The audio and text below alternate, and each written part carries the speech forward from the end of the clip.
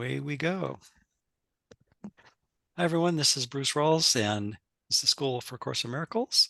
And as always, thanks to Tim Wiseland Corona for getting this going and keeping it going. And today we're going to talk about a few workbook lessons, lessons 112 through 118, which are review lessons.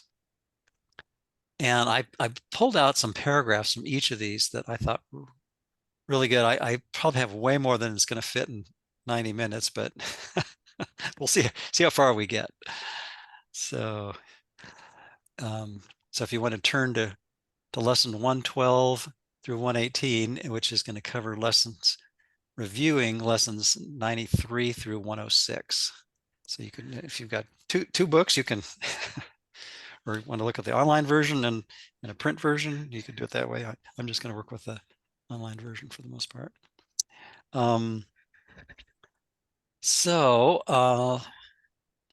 think what I might do is just do something really simple for an opening meditation. And it's recorded. Oh, thank you. Yes, it is recording. Yeah, thank you. Yeah. It's like, did I record? Yeah, I think I'm recording. Okay. I thought I'd just read the title of lesson 93, and then we can use that as a meditation. And we'll talk about how we can apply that. So if you want to sit back, close your eyes, relax, and think about what these words really mean. Light and joy and peace abide in me.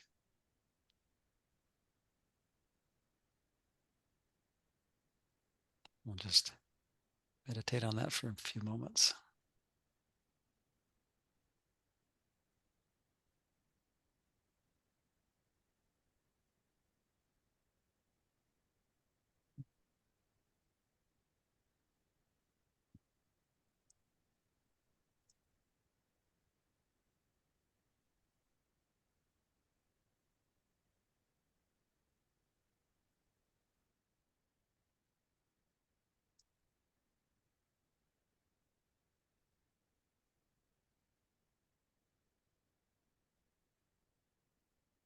Okay. Welcome back to where we think we are. And I think this is a really interesting grouping of lessons, because 93 starts out with a wham in terms of showing us the contrast between the two thought systems. And if we go to lesson 93 in the workbook, I'm actually going to flip open the physical book too, just for good measure, because it's some good stuff. And then I can have it both ways, online and in treeware. The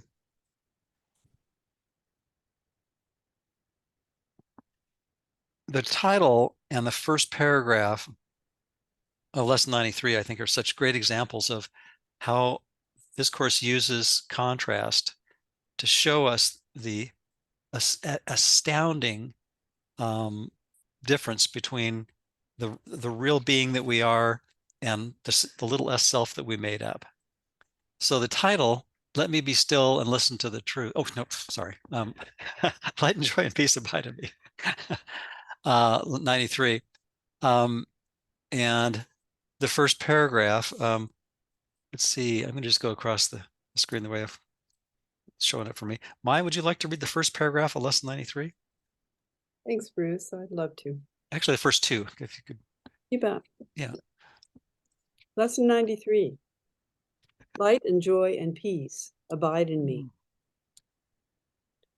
You think you are the home of evil, darkness, and sin. You think if anyone could see the truth about you, he would be repelled, recoiling from you as if from a poisonous snake. You think if what is true about you were revealed to you, you would be struck with horror so intense that you would rush to death by your own hand, living on after seeing this being impossible.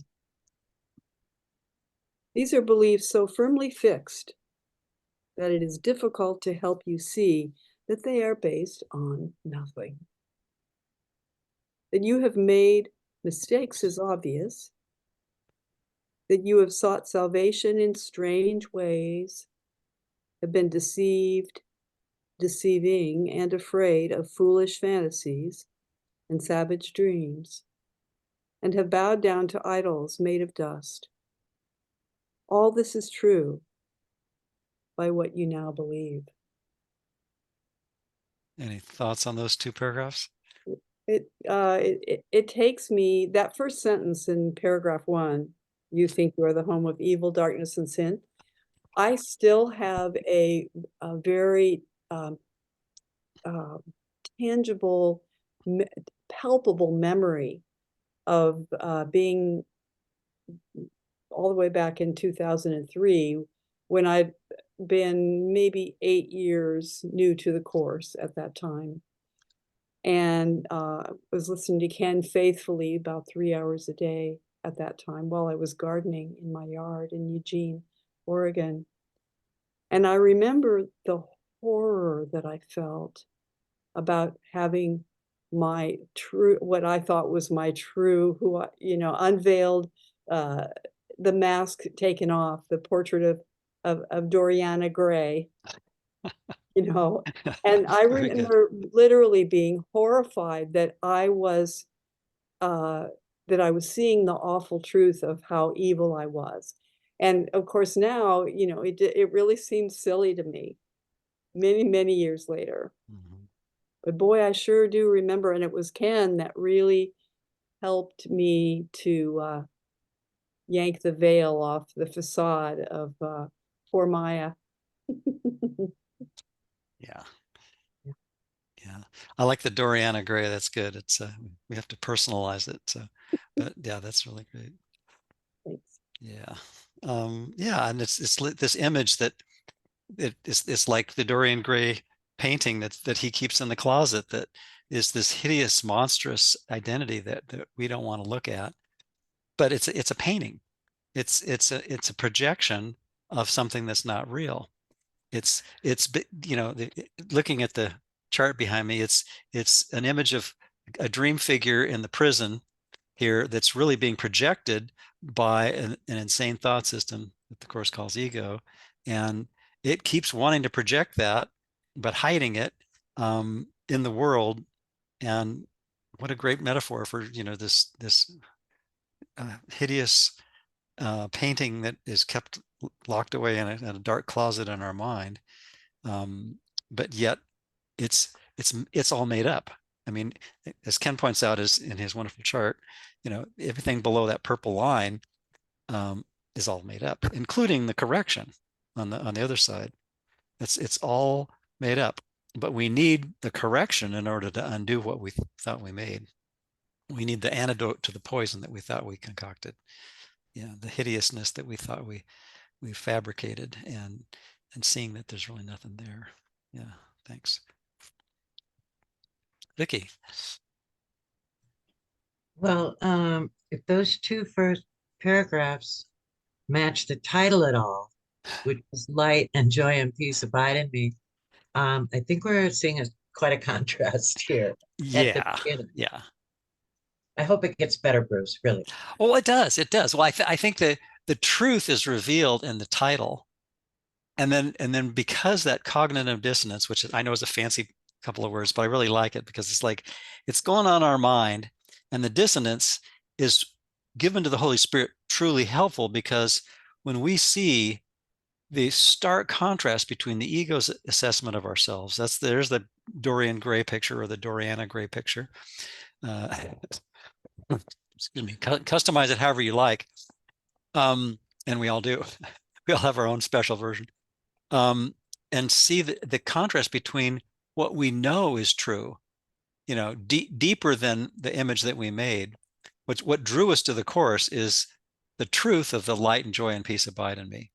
That is the light at the end of the tunnel. That's the guiding star in our mind that says that I know behind all this craziness, this, including the whole world that I made up to keep the craziness intact, there's a reality that can't be impacted and tainted and corrupted and destroyed by anything that this crazy thought system made up.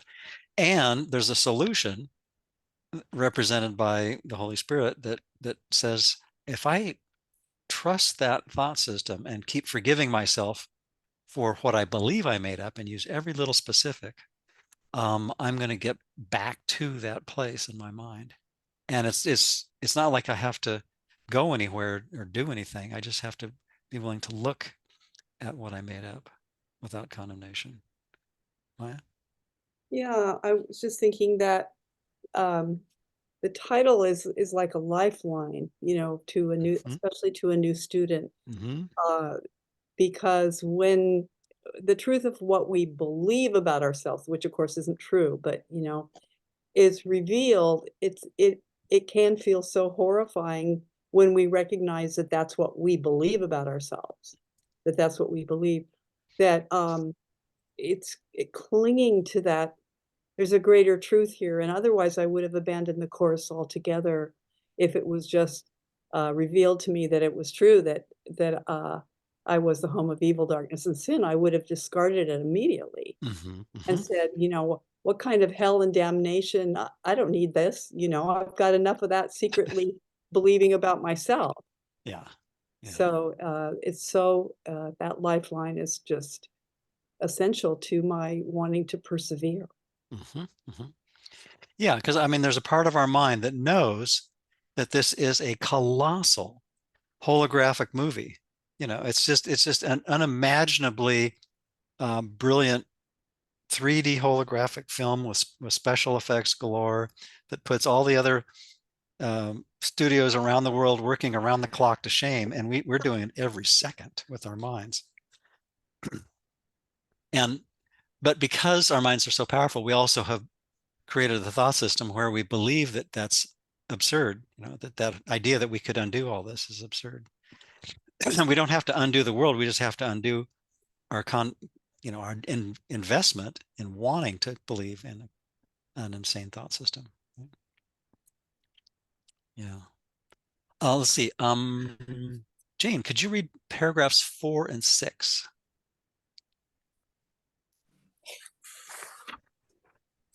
And I'm leaving a whole bunch out, but we can fill in the gaps whenever we want, right? Yeah.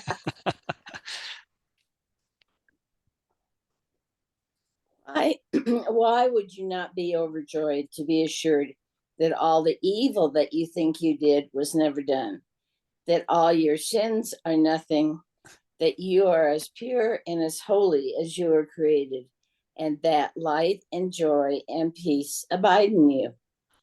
Your image of yourself cannot withstand the will of God.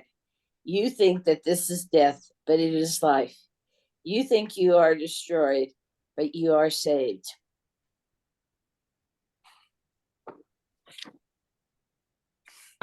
Your sinlessness is guaranteed by God. Over and over, this must be repeated until it is accepted. It is true, your sinlessness is guaranteed by God. Nothing can touch it or change what God created as eternal. The self you made evil and full of sin is meaningless. Your sinlessness is guaranteed by God, and light and joy and peace abide in you. That's it. Commentary? I think that's, yes, it's true. It's true. I think our sinlessness is guaranteed by God. And if I didn't, I wouldn't be sitting here tonight trying to remember and remember and remember and remember to remember what my true identity is. Sometimes it's not easy because it's so buried within our unconscious mind at times. And then other times when we resign as our own teacher, it comes up and we see that it's not true because we feel the contrast. I think it's wonderful in judgment versus love you really can feel the contrast if you're paying attention. Mhm. And that's what I love about the course, is that there's always a way to see the reality that really is. So yes, I guess Ken always says it's not easy, simple but not easy, and we have to work at it. We have to without we have to work with it, but only with the Holy Spirit. We can't do it ourselves. That little S says, yes, you can do it. You can do it, Jane. You can turn this all around and always think you're walking with Jesus, etc., which we are. However, I don't always think I am, but we can with practice. Practice and dedication, I think, are the two most important things in this message. I really do. I don't think you can really get in touch with it unless you spend, and I hate the word time, but in this illusory system it's time. We need to spend a lot. Yep. And work with it. Yeah, I mean, repetition is very important. In fact, repetition is very important. So that's very cute. That was very cute. Repetition is important.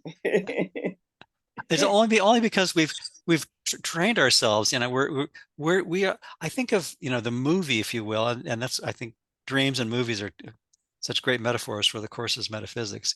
You know, the movie that we think we're the star of, we've gotten so in character in the role that we think we're in, that we don't even know that we're still character actors, you know, just totally flawlessly staying in character almost all the time. And if someone pointed that out to us, well, that's just a role. I actually watched a little clip, or maybe it was something on Facebook this morning that somebody posted, about Jim Carrey. Was it Rosemary? Maybe it was I Rose. think it was in the school. Yeah. It was maybe. something that Jim Carrey said about, you know, he was fortunate to have played all these different roles, but, you know, now realizing he's not those characters. And I think that, of course, asks us to do something along those lines too. I mean, I love what he did in the Truman Show, and in his um, little spiel that he gave when he walked up to the podium in the Golden Globe Awards. I probably mentioned this before, but I think if you haven't seen that clip, it's wonderful. If you look for Jim Carrey Golden Globe speech, he says something like, the announcer says, and now here's two-time Golden Globe Award-winning actor Jim Carrey to present the next award, something like that. And he walks up and he says, yep, I'm two-time Golden Globe Award-winning actor Jim Carrey, and you know, darn tootin', or something like that. You know? And then he says, but sometimes I wonder, will I ever become three-time Golden Globe Award-winning Jim Carrey? And if that'll be enough, you know. But that's ego. Every ego, you know, knows that the shortcoming is its Dorian Gray self-image in the closet, and, you know, in the basement or wherever, and we just have to keep pulling that self-image out and looking at it with Holy Spirit. And the way we do it is every grievance, every irritation, every annoyance, everything that seems to be pushing our buttons in a given day, or the least little twinge of jealousy, depression, anger, you know, irritation at political figures or the news or the weather, or, you know, something happening or not happening in our household. You know, it's all a grist for the mill, right? Of forgiveness. Yeah. Anyone else on those two paragraphs? Okay. Let's see, Marissa, would you read paragraph 11 in lesson 93?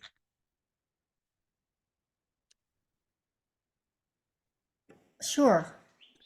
If a situation arises that seems to be disturbing, quickly dispel the illusion of fear by repeating these thoughts again.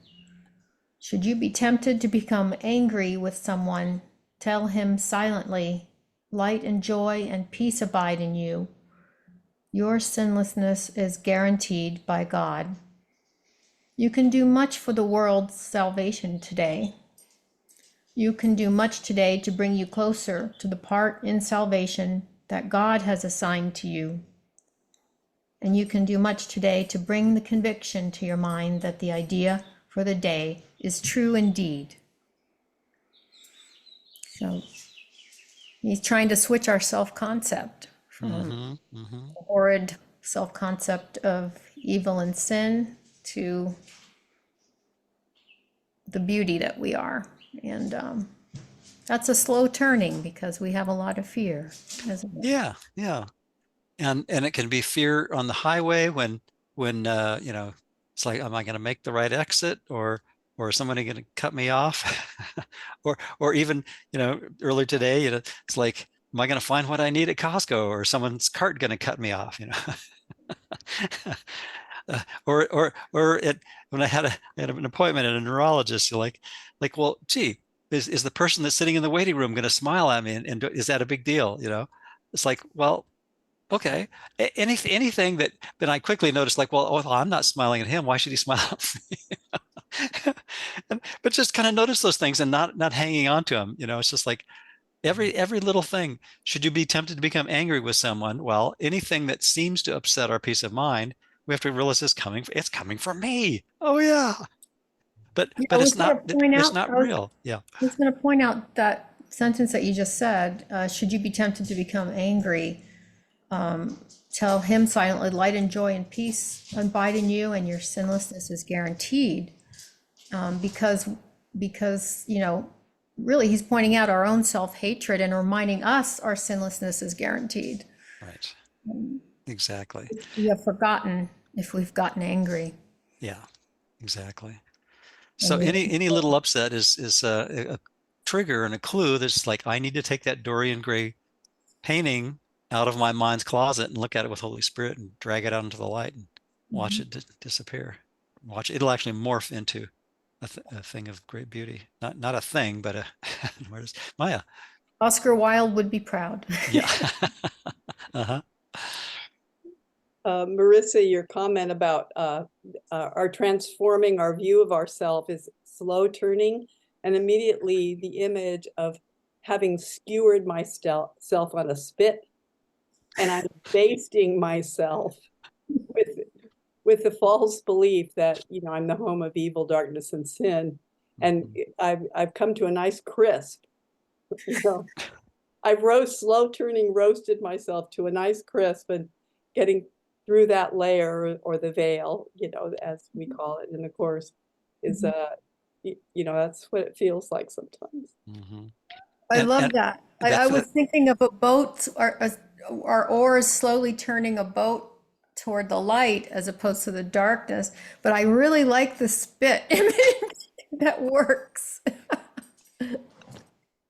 Ego on a rotisserie, and because I'm going to mix metaphors here, and because we have a cast of billions, you know, we've hired everyone on our theatrical payroll to bring in the barbecue sauce and you know, and based the crimes that we were roasting ourselves in. I mean, you pointed out correctly, it's, you know, it's all self-incrimination, but because the ego wants to make sure that the Dorian Gray portrait never really leaves the closet, it says, well, I'll just make a cast of characters that's doing it to me, and that'll keep the door shut on that closet. And I'll hire countless actors to seem to be the perpetrators of my roast. Yeah. Thanks. So why don't we go to the next one, since we're about a third of the way through our time and only have done one of these so far. So we'll maybe pick up the pace a little. How about lesson 94? I am as God created me. Let's see. Abby, could you read paragraphs 1 and 4? Lesson 94. Can I ask a question? A real quick of question? course. Yeah. I thought we were doing other lessons. I read all the I thought that it said 111 through something. I could be wrong. I had that too. Oh, really? Yeah. Oh. I had 111 through 120 or something, I think. But these are wonderful too, so don't change your Well, it's a review of these lessons, so I'm just picking up paragraphs in the original lessons. Does that make sense? So 111 is a review of all, is that what you're saying? Yeah. So, yeah, I had 112 through 118, but close enough, Oh, right? 112 through 118. Oh, Yeah. okay. That's great. So I'm just pulling up here because I think that the review lessons are great too. And I think the cognitive dissonance For me anyway, I find that if I just read the review lessons and I don't notice the cognitive dissonance, I need to kind of drill back down into the original lessons a little bit and just say, okay, where's the troubleshooting guide? No, And you I don't think that have to explain. okay, it's okay. Well, fine. that's why I I think it's chose this, but wonderful. okay, good, And good. cognitive dissonance is really a mighty fine word. Yeah, it's a fancy 2-word phrase, but it's just basically saying I need to see the contrast with the Holy Spirit between the two thought systems. Thank you. Thank Thank you. you. Thank you. Yeah. Okay, today we continue with the one idea which brings complete salvation, the one statement which makes all forms of temptation powerless, the one thought which renders the ego silent and entirely undone. You are as God created you. The sounds of this world are still, the sights of this world disappear, and all the thoughts that this world ever held are wiped away forever by this one idea. Here is salvation accomplished. Here is sanity restored. Nothing is required of you to reach this goal except to lay all idols and self-images aside. Go past the list of attributes, good and bad, you've ascribed to yourself, and wait in silent expectancy for the truth. God has himself promised that it will be revealed to all who ask for it. You are asking now. You cannot fail because he cannot fail. But he's talking about complete salvation. One statement which makes all forms of personal, private thoughts and being a separate self, silly separate self, which isn't real and doesn't exist, powerless. Mm-hmm. Complete salvation is turning to the present moment of what you are. You mean I'm not a victim? I can't be poor me? Poor me. Look what they did. Oh, all I have to do is turn away from the self that I think I made that doesn't exist. And I do that by looking Mm-hmm. at Abby. I have to. I love that chart because if I don't get past and the second shield of oblivion, if I don't get past the world's dream, Mm-hmm. I will never, ever get to the mind so that I can look. It's not going to happen. If I think the world has a cause, it causes me to feel good, bad, up, down, hither, yon. I'm lost because I'll still be saying, oh, look how pretty that is. That's why I feel peaceful. No, you allowed for just a nanosecond that veil to drop. There is no cause in the world. And that person and that situation and that news story didn't make you feel upset. So we're not going to get back unless we understand that we have dissociated what we are in this instant, in this moment, that is ever present. It's not, I got to do 10 more workbook lessons, and maybe next year I'll get it. And if I do this and if I do that, you know, wrong answer. There's nothing going to happen in the future because there is no future. It's now. Mm-hmm. He tells us this course will only teach you what is now. And Eternally dissociating now, huh? what we are now, like Jane just said, Yep. you know, we dissociate what we are. Then we wonder why we feel like shit half the time. Then we go looking for little things to make us feel better in the world, because God forbid we should go back to our mind to feel better. Don't want to do that. We don't want the perma solution. We want the Band-Aid. We want to blame the world so we can be victims. Mhm. So that nothing's ever going to change the fact we are as God created us. One dreamer, one dream, and then we loved making it 8 billion separate little dreams. Mhm. With the cadence you had, Abby, I thought you were going to say one dreamer, indivisible, with liberty and justice for all. I don't know. So Well, that's where that's my mind true. went. Indivisible. It is Yeah. indivisible. The light, Yeah. that light is indivisible that we have totally dissociated with. Yeah. And we like being in this, what he calls it, the dark alcove. We Mhm. think we've made a nice little dark alcove. There's a Doriana or in Dorian Gray portrait for That's each of the us attic. in Yeah, I think, that and dark he only, alcove. you know, he only uses the word alcove, dark alcove once. But that's the attic we love living in, like little rats. And none of it's true. Yeah, yeah, and I think at some point that we're drawn to the course or something equivalent to it. You know, it doesn't have to be the course, but something in our mind that says this rathood identity is not working out for me. You know, it's a I'm not present. I'm not quite satisfied with this evil, darkness, and sin identity that I've adopted here. Yeah. Yeah. You know, light and peace and joy abide in me now, Yeah. Yeah. right this instant. Mm-hmm. And I've dissociated that totally. Yeah. No interest. Goodbye. And as you pointed out a moment ago, in that paragraph 4, well, this phrase, you have ascribed to yourself. Well, we ascribe the good and bad to, like you're saying, underneath that second shield, we foist all that stuff onto the world and keep that smoke screen going all the time, so that it's like, if that fails, okay, now, oh shoot, I've got to look at the guilt in my mind, which of course is made up there too.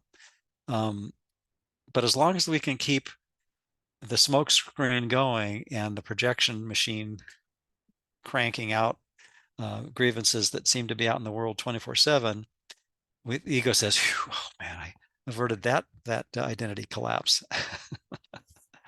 Yeah. Oh, you're back on mute, Abby. You're still on mute, Abby. Abby.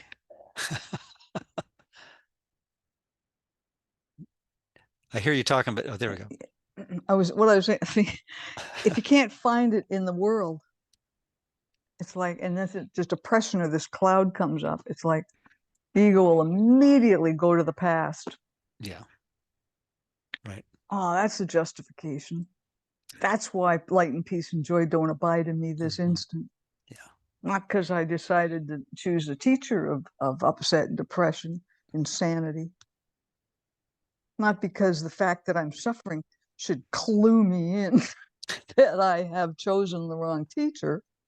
No, I'd like to just marinate in my victimhood. Mm-hmm. And it can only have a foundation if there's something in the past. And the course tells us the past was over long ago. But on a pragmatic level, even since we can't really wrap our heads around that, we just have to notice, what am I dragging from the past into the present, and in order to nurture a grievance right now. Yeah.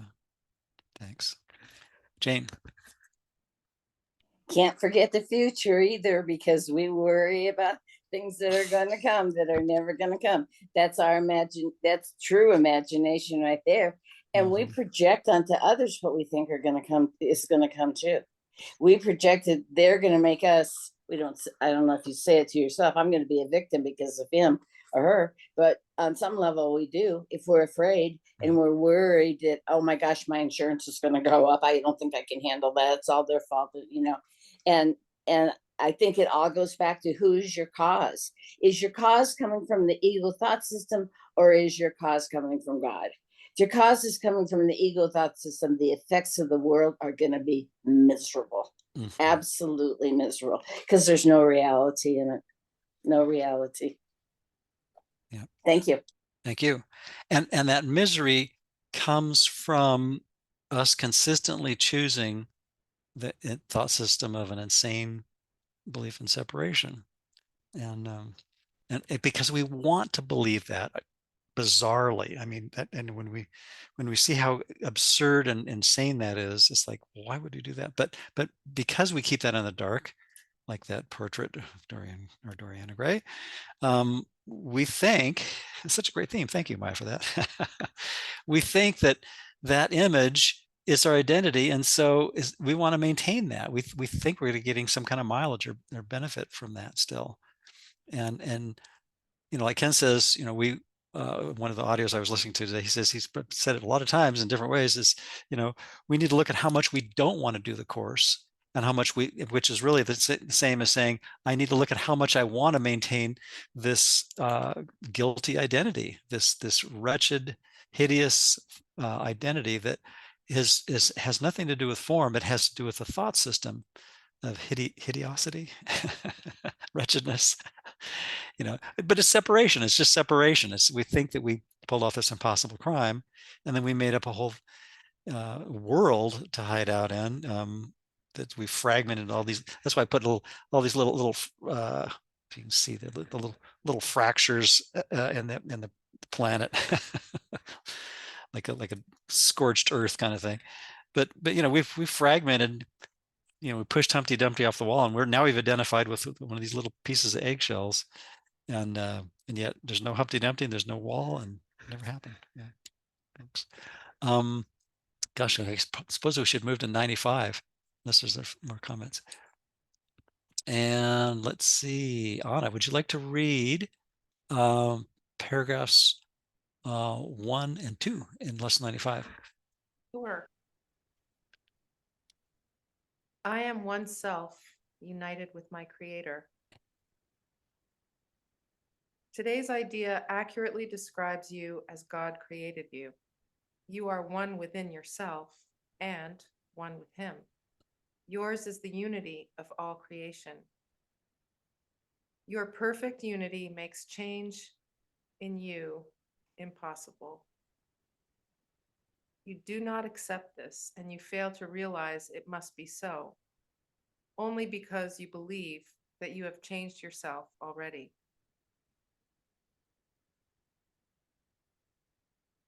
You see yourself as a ridiculous parody on God's creation. Weak, vicious, ugly and sinful, miserable and beset with pain. Such is your version of yourself. A self divided into many warring parts, separate from God, and tenuously held together by its erratic and capricious maker to which you pray. It does not hear your prayers, for it is deaf. It does not see the oneness in you, for it is blind. It does not understand you are the Son of God, for it is senseless and understands nothing.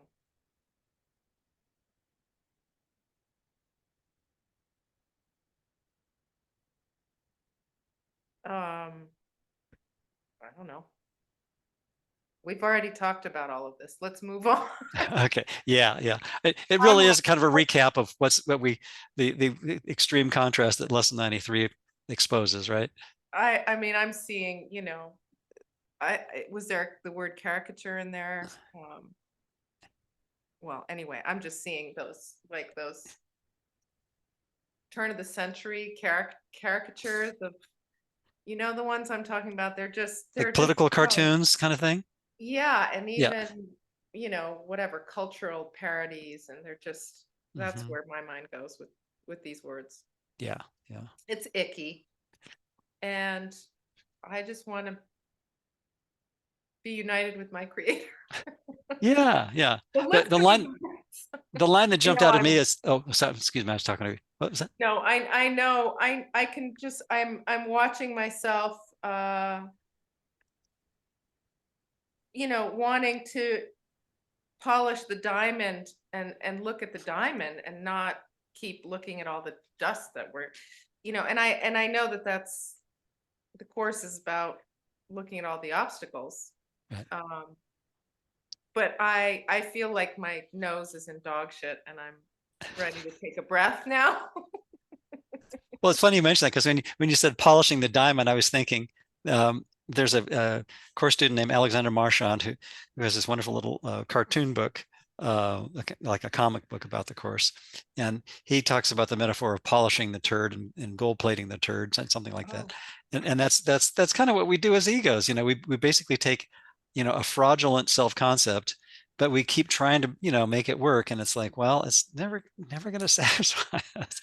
But the diamond that we really are doesn't need polishing. It's just that we've covered it over with just a bit of excrement in our mind, right? It's not real. It's just that we've pulled the wool over our own eyes. But, yeah, the one line that grabbed me is a self divided into many warring parts, separate from God and tenuously held together. You know, by its erratic and capricious maker. Well, that's the ego to which we pray, and we pay homage to the ego because it says, oh, now I've got just on the human level on this planet alone, about 8 billion scapegoats in my cast of characters on my payroll, my theatrical payroll, that I can summon at any given moment to say, okay, now I can, if I don't like the self that I made up, this little closet turd. Thank you, Oscar Wilde, for all these good metaphors. We can just summon one of these other actors and say, oh, well, now it's, someone I live with, someone that I work with, someone that's on the screen, whatever device I'm looking at, whatever, pick anything that just happens to cross your path in any given moment. Right? So we're all schizophrenic to the tune of 8 billion, just in terms of the world that we think we inhabit. Okay, how about let's see, Vicky, could you read paragraphs 10 and 14? I'm going to skip over the middle section because it's all about resistance, and we've covered that quite a bit in other sessions. But if you want to go back and read like the middle part of this lesson, it's a great lesson about looking at our resistance without condemnation. Jane? The other thing, just for a moment, this chapter really talks about disciplining the mind and training of the mind too. Yeah. In the part we're skipping. And I think that, once eventually when we get higher on the ladder, when I get higher on the ladder, I won't have to worry about those kinds of things. I won't have to worry about 5 minutes a day or anything like that. But right now, the discipline and the training is so important because it keeps my mind, it gets rid of my undisciplined mind, I hope. Thank you. Thank you. Yeah, and I find it really helpful too, and I think that's why that middle section is really important. But because we could spend a whole hour and a half on that easily, and Ken does in many of his workshops. But it's the idea that if I can look at the resistance and then forgive myself, it's that thing of being the perfect course student is one who does the course imperfectly and then forgives himself. And that's what keeps us picking ourselves up and start dusting ourselves off and saying, okay, now I see that I'm resisting the love that's behind that resistance, and see that behind that resistance really is a peace that would vaporize the ego if I kept up with this. And that's why we all have this incredible resistance, right? And vaporize the resistance. Yeah. So which paragraphs again? Oh, let's see. This on 95, the last 10 and 14, please. All right. Let all these errors go by recognizing them for what they are. They are attempts to keep you unaware you are oneself, united with your creator, at one with every aspect of creation, and limitless in power and in peace. This is the truth, and nothing else is true. Today we will affirm this truth again and try to reach the place in you in which there is no doubt that only this is true. Do not forget today, we need your help, your little part in bringing happiness to all the world. And heaven looks to you in confidence that you will try today. Share then its surety, for it is yours. Be vigilant. Do not forget today. Throughout the day, do not forget your goal. Repeat today's idea as frequently as possible and understand each time you do so, someone hears the voice of hope, the stirring of the truth within his mind, the gentle rustlings of the wings of peace. Should I read that final paragraph? Sure, if you want. Or the I am oneself ending? You are one self with me, united with our Creator in this self. I honor you because of what I am and what He is, who loves us both as one. One love. Mm-hmm. Mm-hmm. That's something to aspire to.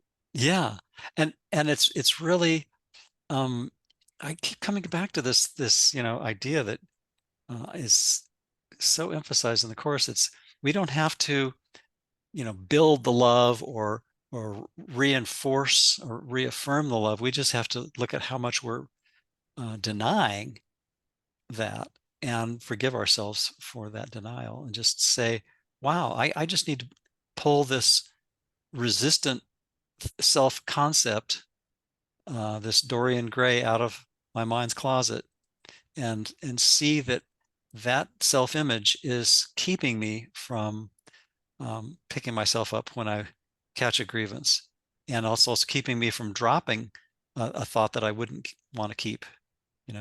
Like it says elsewhere. So the course doesn't ask that you don't have impure thoughts, just none that you would keep. And any impure thought would be anything that says duality is real.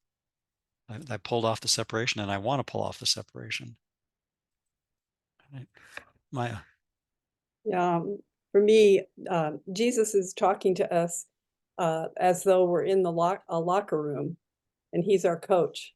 He's Ted Lasso for us, And right? Yeah. And he's saying, I need your help today, and you're the one that I need to do this. Mm-hmm. And it's really a pep talk in some Mm-hmm. ways. Oh yeah. Oh yeah.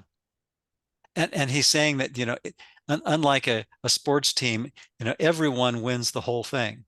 It's, and in fact, there's no team that wins, because if we leave anyone out, including any quote unquote other team, we've lost. but that loss is impossible except in a dream. Yeah. Okay, let's move on to 96. And Lisa, would you like to read paragraphs 1, 2, 3, and 6? Okay. We'll pick up the pace a little, maybe. 1, 2, 3, and 6. Uh-huh. Salvation comes from my one self. Although you are one self, you experience yourself as two, as both good and evil, loving and hating, mind and body. This sense of being split into opposites induces feelings of acute and constant conflict and leads to frantic attempts to reconcile the contradictory aspects of this self-perception. You have sought many such solutions, and none of them has worked. The opposites you see in you will never be compatible, but one exists. But one exists. I didn't read that right. Okay, I don't know if that sounded any different. But... Works either way, I think, actually. Shakespearean or otherwise. The fact that truth and illusion cannot be reconciled, no matter how you try, what means you use, and where you see the problem, must be accepted if you would be saved. Until you have accepted this, you will attempt an endless list of goals you cannot reach, a senseless series of expenditures of time and effort, hopefulness and doubt, each one as futile as the one before, and failing as the next one surely will. I'm reading 3 too, right? 3 and 6, if you would. Okay. I remember the 6. All of a sudden I was like, do I read 3 too? Okay. There's a lot. My memory. They're all good. I just picked a few. Problems that have no meaning cannot be resolved within the framework they are set. Two selves in conflict could not be resolved, and good and evil have no meeting place. The self you made can never be yourself, uppercase self, nor can yourself be split in two and still be what it is and must forever be. A mind and body cannot both exist. Make no attempt to reconcile the two, for one denies the other one can be real. The other can be real. If you are physical, your mind is gone from your self-concept, for it has no place in which it could be really part of you. If you are spirit, then the body must be meaningless to your reality. This is a great paragraph. Mm-hmm. Waste no more time on this. Whatever this is. Who can resolve the senseless conflicts which a dream presents? What could the resolution mean in truth? What purpose could it serve? What is it for? Salvation cannot make illusions real, nor solve a problem that does not exist. Perhaps you hope it can. Yet would you have God's plan for the release of his dear son bring pain to him and fail to set him free? Okay, I want to go back to paragraph 3 because that was like really good, that one sentence. Well, just that one sentence. No, the whole thing is really good. Problems that have no meaning cannot be resolved within the framework they are set.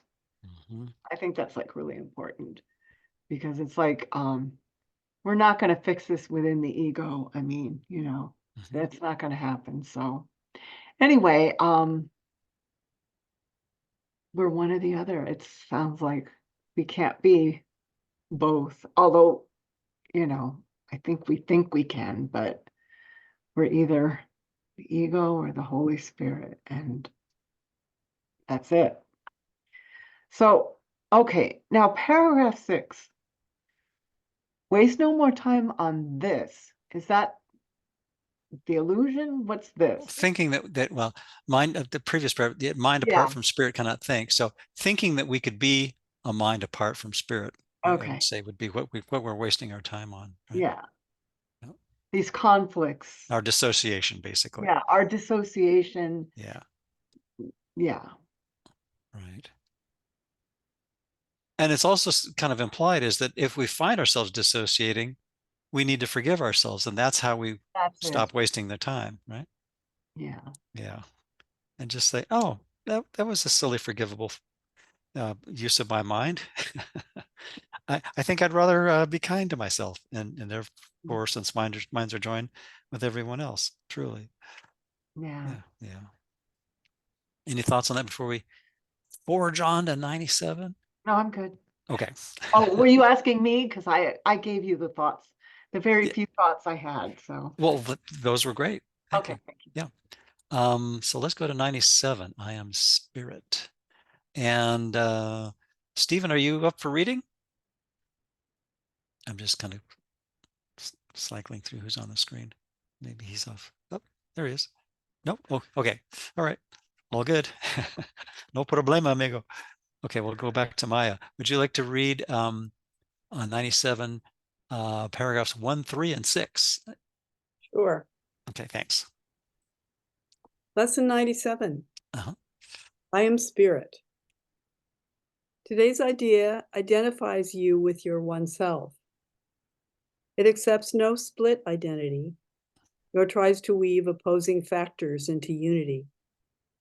It simply states the truth. Practice this truth today, as often as you can, for it will bring your mind from conflict to the quiet fields of peace. No chill of fear can enter, for your mind has been absolved from madness, letting go illusions of a split identity. And next, you wanted me to read 3 and then 6. 3 and then 6. Today, we try to bring reality still closer to your mind. Each time you practice, awareness is brought a little nearer, at least. Sometimes 1,000 years or more are saved. The minutes which you give are multiplied over and over, for the miracle makes use of time, but is not ruled by it. Salvation is a miracle, the first and the last. The first that is the last, for it is one. And paragraph 6. Thus will each gift to him be multiplied 1,000-fold and tens of thousands more. And when it is returned to you, it will surpass in might the little gift you gave, as much as does the radiance of the sun outshine the tiny gleam a firefly makes an uncertain moment and goes out. The steady brilliance of this light remains and leads you out of darkness, nor will you be able to forget the way again. Again, this is a powerful pep talk that Jesus is giving us. Mhm. He's offering us the gift of hope, of to an invitation to believe in what is true, instead of subscribing to what is illusion. I've spent so much of my life subscribing to nothing Mhm. and making it into seeming everything, and lots of conflict and lots of confusion. And all of Exactly. that is just a distraction, it's just a displacement. And my coach knows how to refocus me. Yep. Yep. And sometimes those life coaches will say, look at that in basket in your mind with all those emails coming in. And at the bottom of each of those bulletins, there's a little unsubscribe link. And if you keep clicking those unsubscribe to the ego links, eventually your mind won't be filled with so many distracting grievances and annoying knee-jerk responses to the things that we made to push our buttons, right? That's such a great metaphor for what goes on constantly. If you pay attention to your iPhone or your computer, constantly, there are emails that I have to unsubscribe to. And sometimes I just shunt them off to the trash and then eliminate the trash. But if I don't unsubscribe, they're going to come right back. In fact, they'll come back anyway. They'll take several days before they stop sending them to me. Yeah. Yeah. And so that seeming delay, I think, is something that requires a patience in the world, because we can, in truth, the dream is already over. But because the script seems to take time in our minds, we need to be patient with the idea that, we really have already chosen the Holy Spirit's thought system completely, in truth. But now we're just watching the working out of that decision as we look at we're sort of like doing a little cleanup on the residuals. And like you say, just keep moving those to the trash and hitting empty the trash. And pretty soon it's a whole lot less messy. But it's not like the metaphor, I think, kind of falls apart a little bit in that the world is still going to keep dishing up things because we've programmed it to be that way. But our reactions to it get more and more peaceful, because we realize, oh, this is coming from me, and I don't have to be upset for the reason I think. I mean, I could see peace instead of this interpretation that the ego its propaganda wants to foist on me. Right? Thank you. Let's go to 98. And Jane, would you like to read paragraphs 2, 3, 4, and 6? Thank you. How happy to be certain. Oh, first of all, the title is, I will accept my part in God's plan for salvation. And we know that that's forgiveness and accepting the atonement, really. Mm-hmm. How happy to be certain. In order for us to be happy, we must realize what we thought we were certain about was wrong. Do you prefer that you be right or happy? To be happy means to be perfectly certain, truly certain, identifying with the certainty of the Holy Spirit. Oh, I'm sorry. I went into Ken's thoughts. Sorry. I was like, wait. Yeah. Well, that's right fine that you're reading Ken, but I moved right into Ken. Sure. Journey. All our doubts we lay aside today and take our stand with certainty of purpose. and with thanks that doubt is gone and surety has come. We have a mighty purpose to fulfill and have been given everything we need with which to reach the goal. No one mistake stands in our way, for we have been absolved from errors. All our sins are washed away by realizing they were but mistakes. The guiltless have no fear, for they are safe and recognize their safety. They do not appeal to magic, nor invent escapes from fancied threats without reality. They rest in quiet certainty that they will do what it is given them to do. They do not doubt their own ability because they know their function will be filled completely in the perfect time and place. They took the stand which we will take today.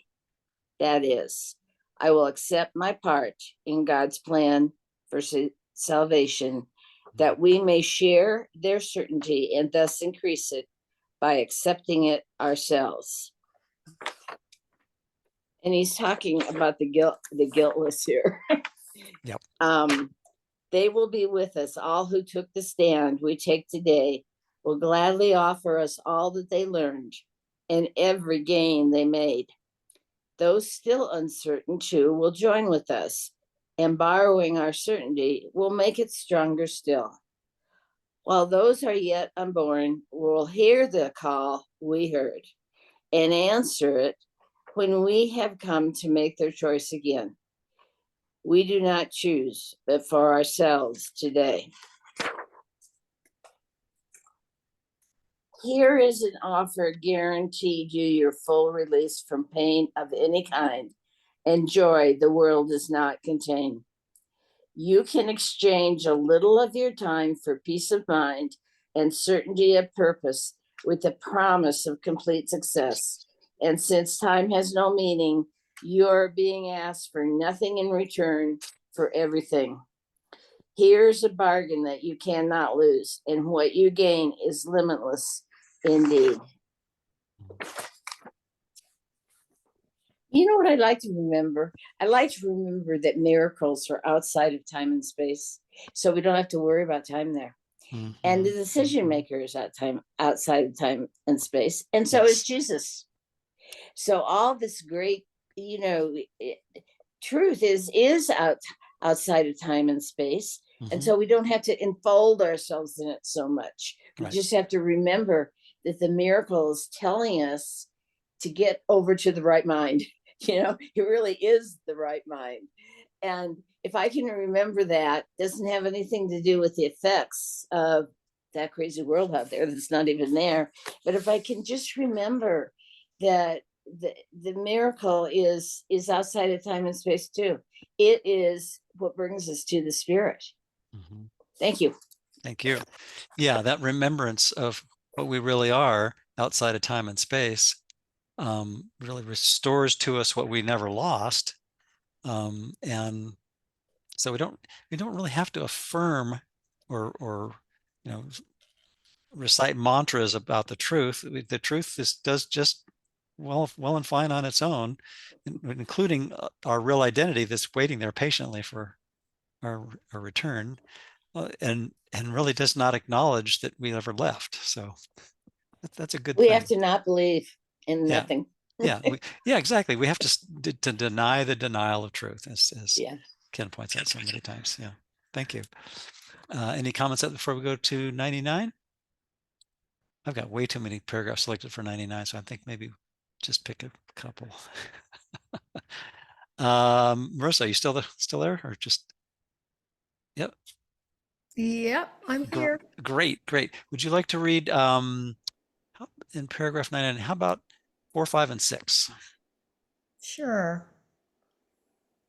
I had a whole bunch more selected, but I think in the interest of A time. good one.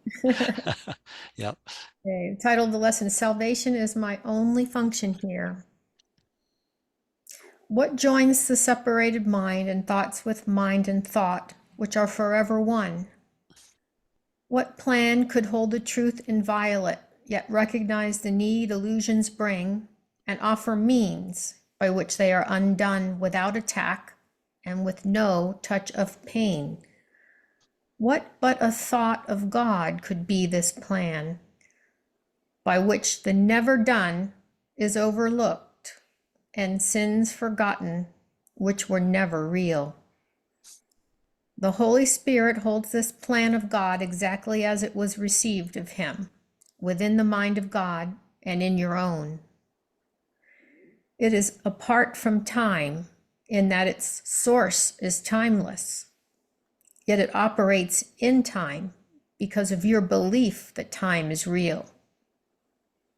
Unshaken does the Holy Spirit look on what you see, on sin and pain and death, on grief and separation, and on loss. Yet does he know one thing must still be true.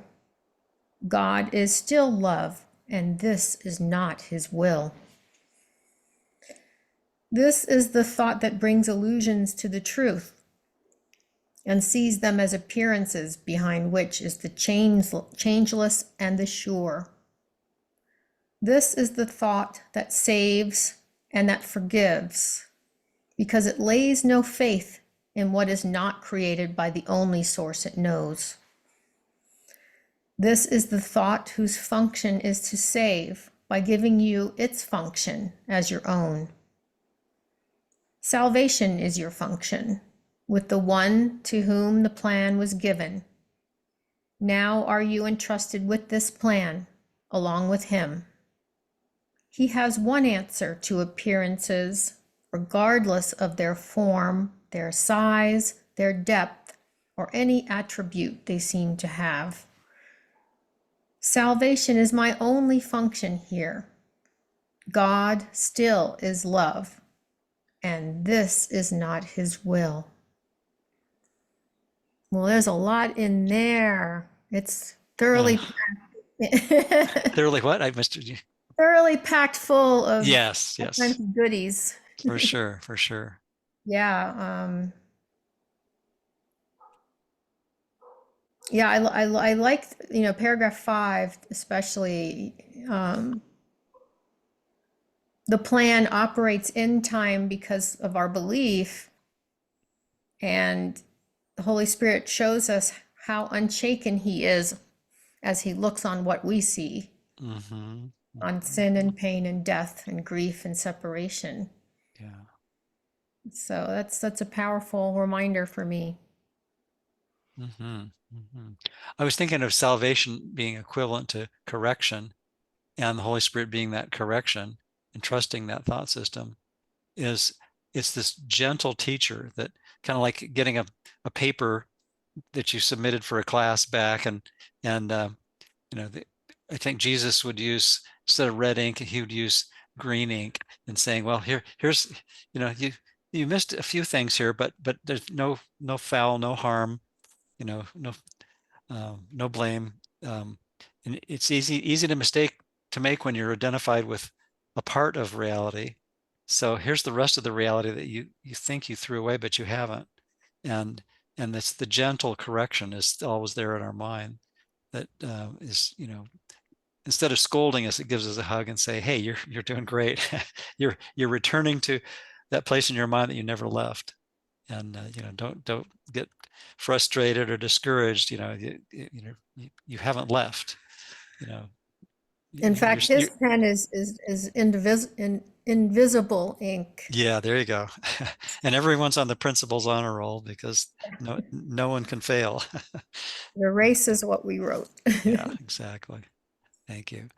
Well, similarly on paragraphs in lesson 100, I have about half a lesson. So let's see. How about Abby, if you could read the first 3 paragraphs in lesson 100. And you're on mute.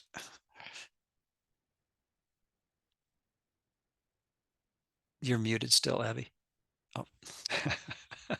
Oh, we can read it. I My know. part is I know. We want to hear your voice though too. is essential. to God's plan for salvation.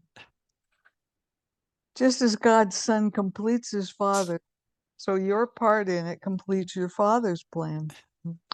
Salvation must reverse the mad belief in separate thoughts and separate bodies, which lead separate lives and go their separate ways. One function shared by separate minds unites them in one purpose, for each one of them is equally essential to them all. God's will for you is perfect happiness. Why should you choose to go against his will? The part that he has saved for you to take in working out his plan is given you that you might be restored to what he wills. This part is as essential to his plan as to your happiness. Your joy must be complete to let his plan be understood by those to whom he sends you. They will see their function in your shining face and hear God calling to them in your happy laugh. You are indeed essential to God's plan. Without your joy, his joy is incomplete. Without your smile, the world cannot be saved. While you are sad, the light that God himself appointed as the means to save the world is dim and lusterless, and no one laughs because all laughter can but echo yours. Well, we know God has no plan for salvation because we know we've already crossed the finish line, and we're reviewing this. Mm-hmm. Mm-hmm.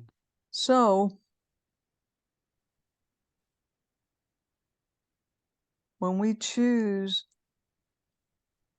to not go to join and go to our right mind, we choose to be unhappy.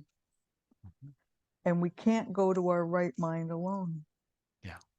Yeah. The love in our right mind. So if we're going to do it and we're going to do all this alone and we're going to have to fix all this and da-da-da-da, not going to work. We're going to think we're failing the course, and we're going to do this for years and years, thinking that this course, everybody gets it, or maybe some people get it and some don't, and I don't know, I don't get it, and da-da-da-da. But in the absence of joining with the love that's ever present, this course will not work for you. Mm-hmm. Exactly. And that ever-present love is in everyone that we meet or think about. And if I can remember to see, despite occasional and sometimes frequent appearances to the contrary, that there really is a peace behind the faces that I see and the appearances that I see that seem to be troubled or in pain, or including my own. I can look at the Bruce character when this Bruce figure seems to be anxious or upset or annoyed, or no matter what it is, if it's not completely peaceful, whether I see it in myself or someone else, the little less self that is, and the other little less selves, that just becomes my classroom in that moment. And that's what helps me, go back up with Holy Spirit through the 3 steps of forgiveness and just see, wow, it's not about anyone else's upset that's my problem. It's not even my own upset, because I made up both the internal and external upsets. And I'm seeing without the correction, if I want to keep that in my mind, I have to kind of laser through, like an X-ray vision, look through the facade of appearance and see that there's really a light in everyone that I meet or think about. Yeah. Thanks. Okay. How about 101?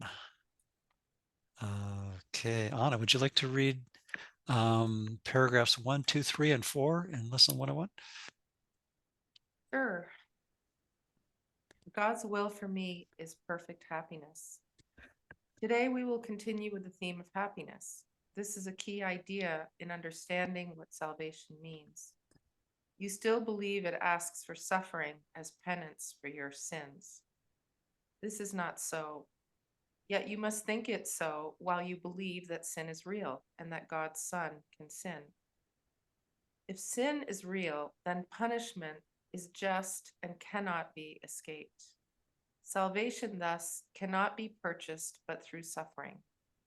If sin is real, then happiness must be illusion, for they cannot both be true.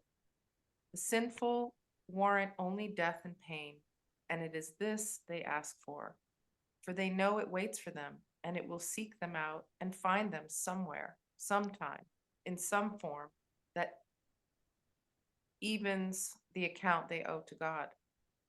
They would escape him in their fear, and yet he will pursue, and they cannot escape. If sin is real, salvation must be pain. Pain is the cost of sin. And suffering can never be escaped if sin is real.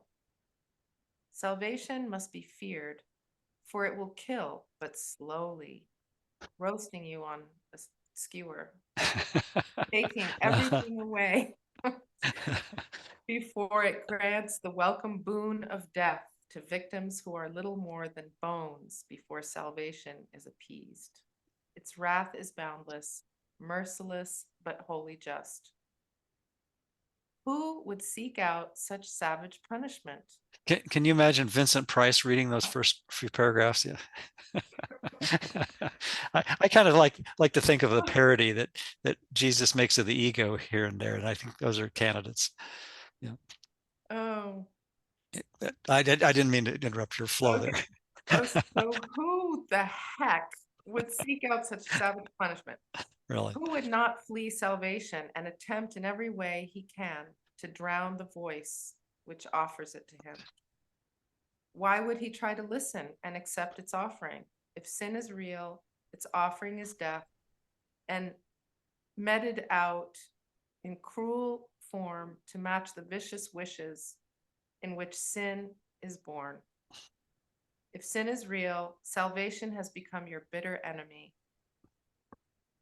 the curse of God upon you who have crucified his son. What a great parody of I mean, the ego, huh? I just think about the use of logic it's so mathematical. It's like, let's painstakingly disprove this whole theorem ad nauseum, which is Yeah. where I am. Well, and we need to be thoroughly nauseated with the ego in order Right. to choose against it, right? Yeah. Yeah. Yeah. Yeah. Yeah. And I suppose it's the mind's vomitarium that we have to notice that we're in before we're ready to leave.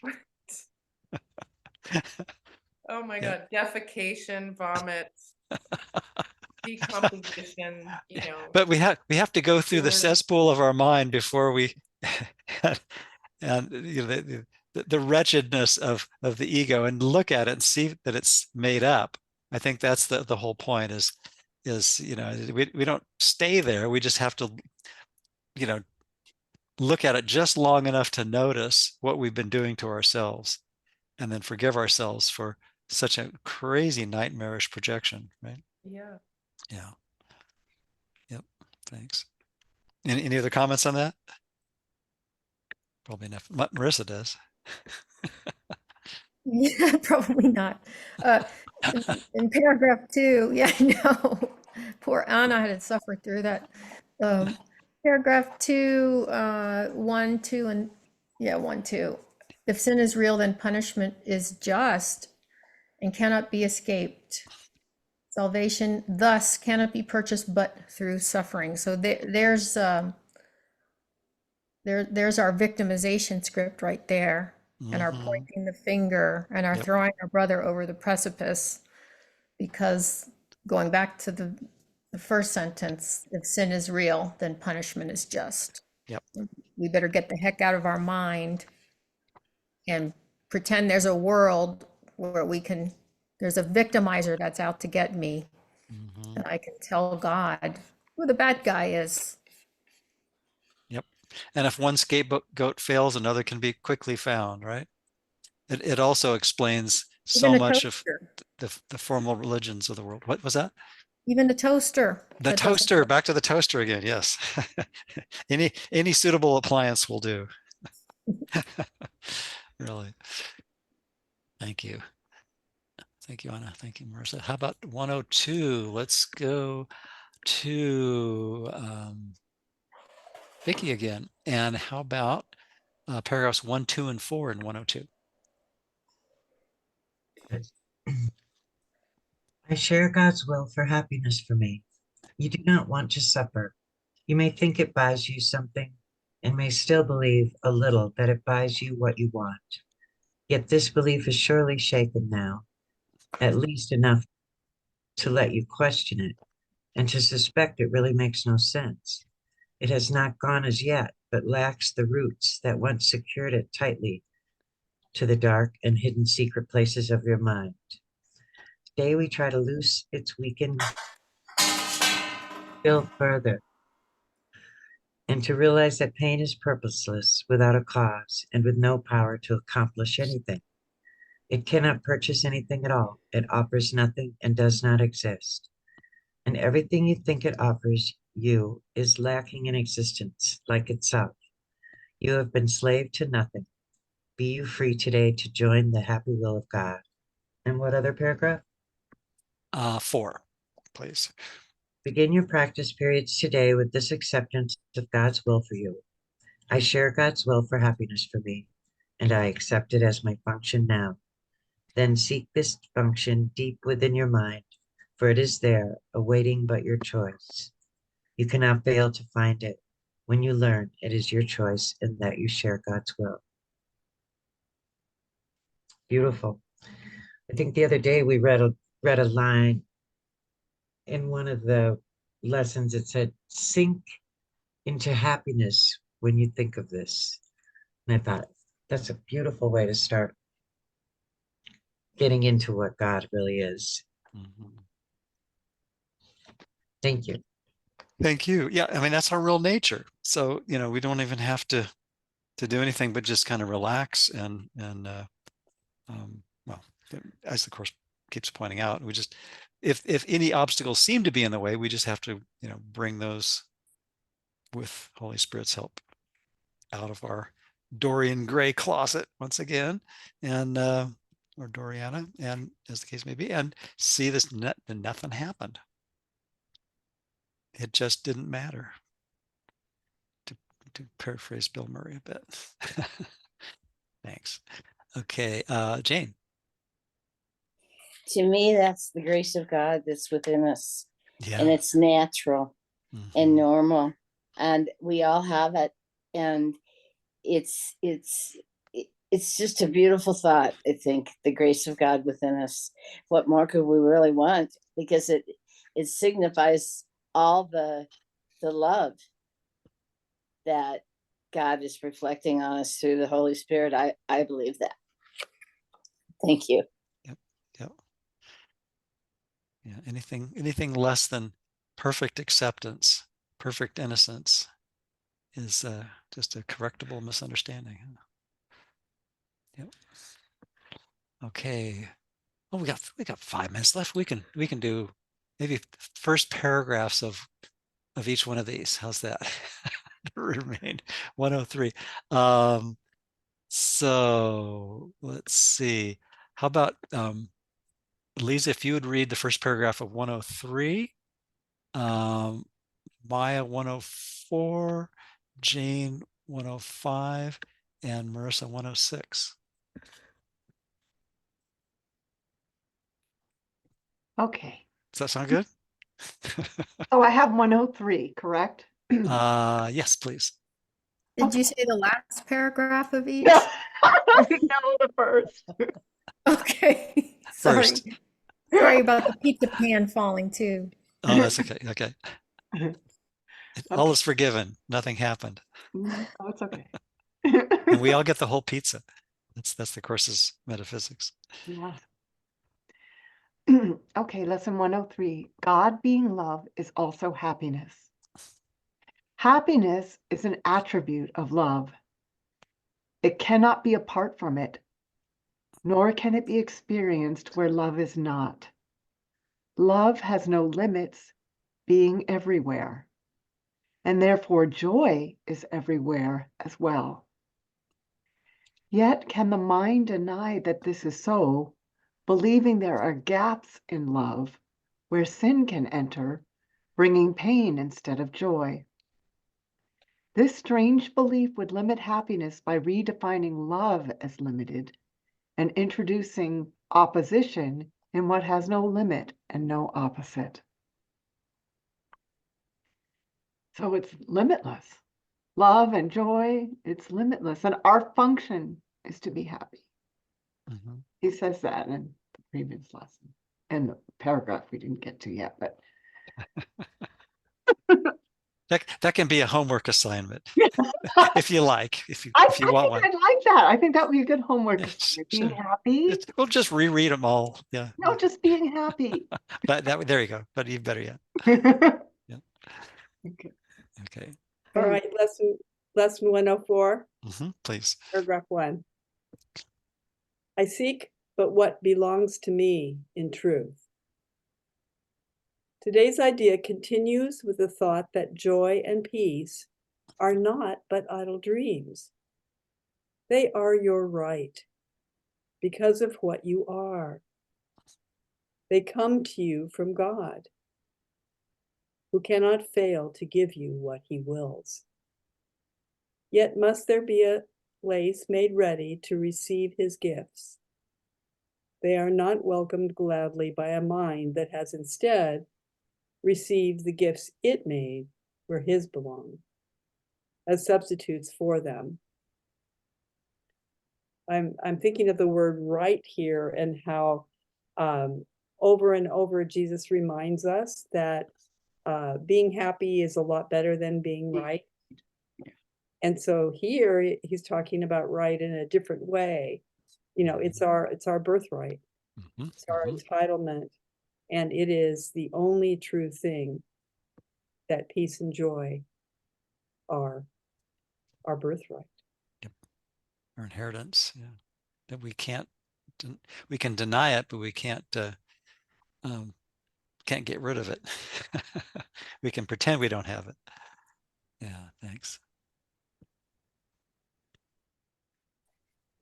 Lesson 105. God's peace and joy are mine. God's peace and joy are yours.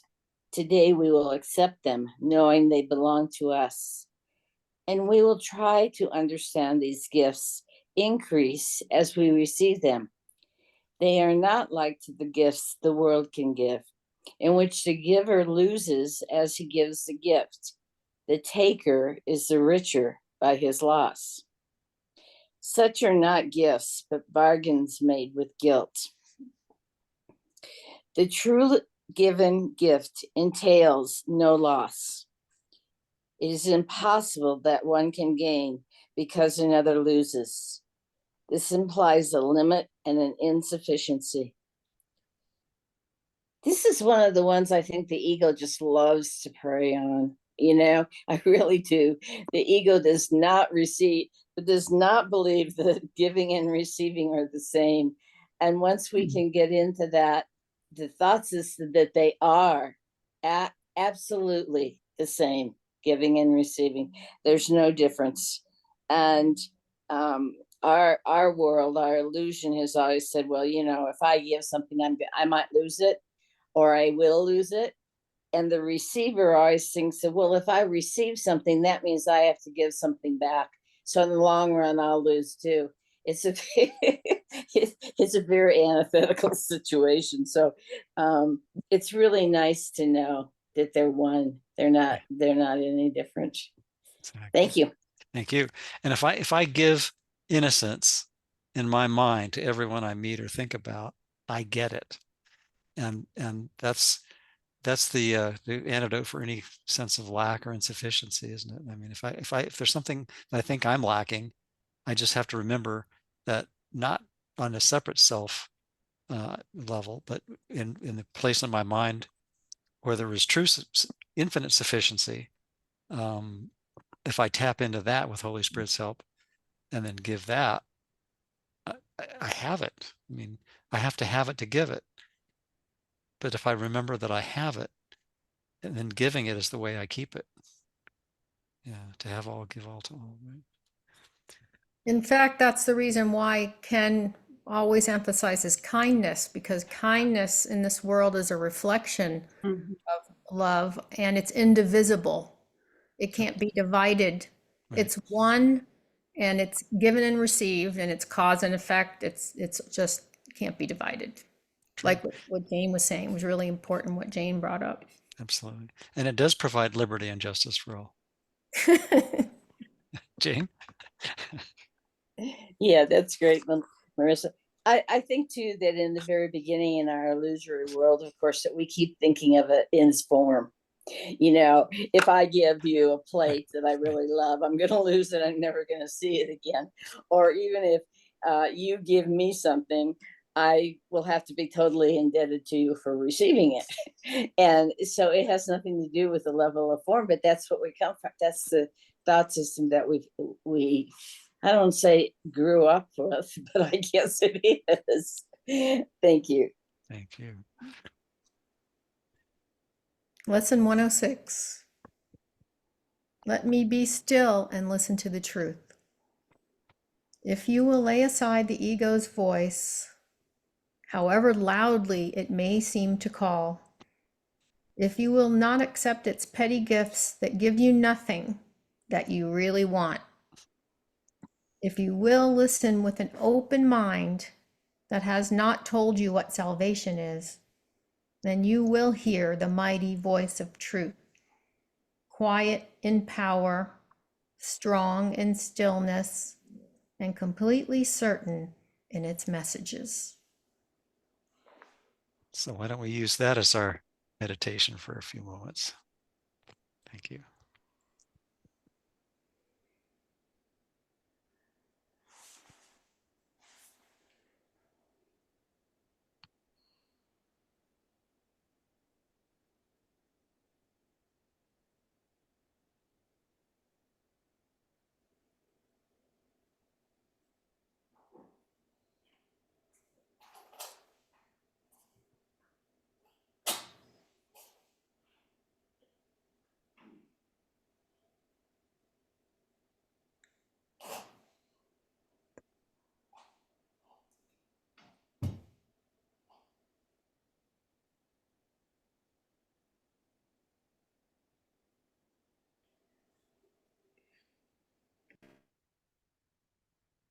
Okay, may we go forth and listen to the mighty voice of truth, quiet in power, strong in stillness, and completely certain in its messages.